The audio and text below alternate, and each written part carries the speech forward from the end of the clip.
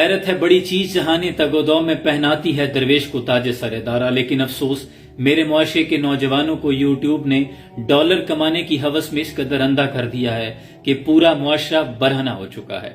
گھٹیا اور زومانی الفاظ کا استعمال، ویورشپ لینے کے لیے ہر وقت بندر کی طرح الٹے لٹ کے نظر آتے ہیں، اور پھر خبروں میں اپنی خواہشات کے رنگ کے مطابق تجزیے اور تبصرے، پھر اس میں گھٹیا اور فحش مواد پر مبنی ویڈیوز، جس پر جتنا نیچ بولا جائے وہ چینل اتنا بڑا اور اتنا گرو ہوتا نظر آتا ہے۔ بے ربط اور نان سٹاپ بولنے کی، فضول بولنے کی، فحش گوئی کی نان سٹاپ بے ربط مشقیں جاری ہیں۔ جو جتنا زیادہ فحش بولے گا اتنی زیادہ پذیرائی ملتی چلی جائے گی۔ اس سارے بیمار معاشرے میں مجھے ایک بدنام زمانہ گورے کا قول یاد آیا کہ اگر تم اپنے کسی قابلیت پر مشہور نہیں ہو پاتے تو پھر اپنے کسی نیچ حرکت پر بدنام ہو جانا۔ بدنام جو ہوں گے تو کیا نام نہ ہوگا۔ اس گناہ میں برابر کی شریک ہماری عوام، جنہیں صرف اور صرف انٹرٹینمنٹ چاہیے، انلائٹمنٹ سے جس کا کوئی تعلق نہیں۔ انہیں صرف انٹرٹینمنٹ چاہیے، خواہ وہ انٹرٹینمنٹ کس قدر گھٹیا فحش مواد پہ مبنی ہے اس بات سے فرق نہیں پڑتا، جتنی مرضی سستی ہونی انٹرٹینمنٹ چاہیے۔ سوشل میڈیا اپلیکیشنز پہ انٹرٹینمنٹ، انسٹاگرام، یوٹیوب، ٹک ٹاک، جو مرضی پلیٹ فارم ہو، انہیں انٹرٹینمنٹ چاہیے۔ یہاں تک کہ ٹی وی شوز پر، گھروں، دفاتر میں، اب تو رشتوں میں بھی انٹرٹینمنٹ آ گئی ہے، اور شعور سے آری اس عوام کے ہاتھ ڈالر کمانے کا ایک ذریعہ لگ چکا ہے۔ اب اخلاقیات کیا چیز ہیں، اصول کیا چیز ہوتے ہیں، انہیں اس بات سے فرق نہیں پڑتا۔ جو منہ میں آئے ہانکتے چلے جاؤ، جب جی کرے بے لباس ہو جاؤ، برہنہ ہو کر سامنے آ جاؤ، صرف ویورشپ چاہیے۔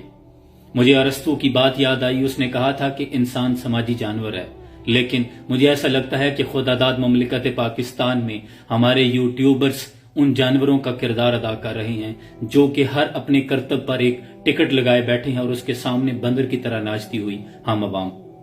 مجھے ایک صوفی کی حکایت یاد آئی کہ وہ جنگل سے گزر رہا تھا کہ جانوروں کی ایک محفل مباحثہ گرم تھی، تو اسے زبانوں پہ عبور تھا جانوروں کی، وہاں کھڑا ہو گیا، جس کا صاحب صدر ایک ببر شیر بوڑھا تھا جو اس جنگل کا سینئر تھا۔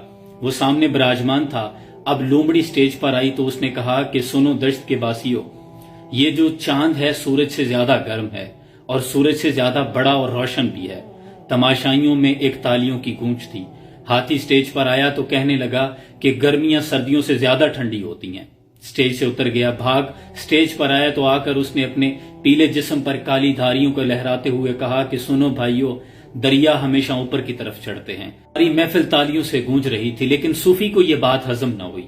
اس نے جا کر صاحب صدر ببر شیر سے پوچھ لیا کہ جناب آپ کے مقررین تو بلا کے تھے، کیا خطاب کیا سب نے، لیکن مجھے یہ سمجھ نہیں آتا کہ تمام مقررین نے تمام جملے غلط پڑھے ہیں، یا تو پھر عوام نے سنا نہیں، دھیان نہیں دیا، یا پھر سن کر سنی انسنی کر کر وہ مسکراتے رہے اور کہے لگاتے رہے۔ مجھے یہ سمجھ نہیں آتی کہ ان کو ایسا کرنے کی اجازت کس نے دی ہے، کتنی شرمناک بات ہے۔ تو اس پر ببر شیر نے کہا کہ جناب گو کہ یہ ایک شرمناک بات ہے، لیکن افسوس کی بات یہ ہے کہ ہماری عوام صرف انٹرٹینمنٹ مانگتی ہے، انلائٹمنٹ، روشن خیالی سے ان کا کوئی تعلق نہیں ہے۔ اسی طرح کا ملا جلا تاثر میرے وطن عزیز پاکستان میں بھی نظر آتا ہے کہ تا حد نگاہ معاشرہ اس قدر زوال اور پستی کا شکار ہو چکا ہے کہ مجھ جیسا انسان بھی اگر منہ لپیٹ کر یہاں سانس لینے کی کوشش کرے تو اسے یہ سمجھ میں آتا ہے کہ سانس لینا محال ہے، کیونکہ فضا ہی آلودہ ہو چکی ہے۔ اقبال یہاں نام نہ لے علم خودی کا، موضوع نہیں مکتب کے لیے ایسے مقالات، بھری بزم میں راز کی بات کہہ دی، بڑا بے ادب ہوں، سزا چاہتا ہوں۔